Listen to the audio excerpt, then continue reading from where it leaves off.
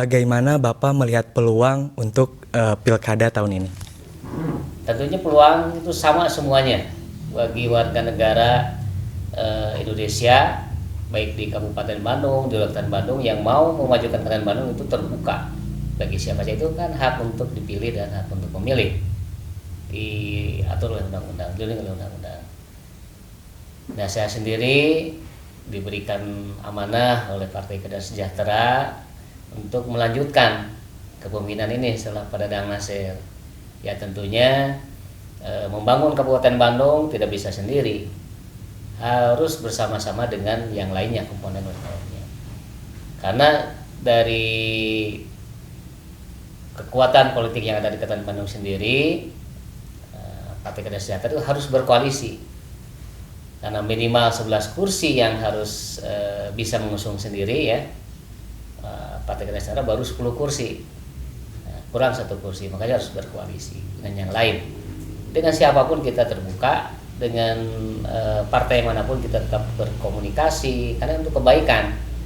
Saya sering sampaikan bahwa kebaikan itu bisa dilakukan oleh sendiri, karena akan capek, akan riweh, ini harus bersama-sama. Kalau semuanya punya misi kebaikan, ya insya Allah itu akan lebih mudah. Nah, tinggal dilihat dari segi pandang politik seperti apa, itu hak dari semua partai politik untuk berkoalisi. Nah, tentunya harapan di pilkada ini akan melahirkan pemimpin yang tadi lebih bermasyarakat, lebih nyaah kepada masyarakat, lebih bisa berbagi lagi dengan semua komponen masyarakat, dan juga tentunya bisa lebih baik lagi memajukan Kabupaten Bandung, baik itu level Jawa Barat maupun nasional dan internasional seperti itu. Berbicara tentang koalisi, Pak, sebenarnya kan Partai Keadilan Sejahtera ini adalah partai yang besar, partai yang didukung oleh banyak warga Kabupaten Bandung, partai yang memiliki massa yang banyak. Tapi menurut analisa Bapak gitu, mengapa dalam Pilkada 2019 ini PKS bisa dibilang kalah start dari kandidat-kandidat yang lain? Ini karena alam demokrasi ya. Semua mau start awal, mau start tengah, mau start akhir, sebelum ada akad sahnya pendaftaran di KPU itu sah-sah saja. Orang mengklaim bahwa saya akan maju, nyatanya tidak gitu kan. Yang tadinya tidak akan maju gitu kan. Nah, kita lihat kalau dalam pengantin itu meskipun janur kuning sudah melengkung, tapi Pak Penghulu belum akad sah. Nah, itu kan masih banyak yang bisa dilakukan. Di dalam politik pun seperti itu.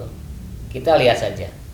PKS tentunya memandang, menghargai semua komunikasi yang berada ya. Dan kita baik dengan semua partai politik. Dan saya yakin dalam politik itu tadi akhir-akhir last minute biasanya itu bisa berubah apapun yang tidak sesuai dengan yang kita harapkan atau sesuai dengan harapan, itu mungkin saja terjadi. Dan PKS memandang bahwa koalisi ini mengambil pasangan itu ya bukan hanya sekedar maju saja, tapi harus menang.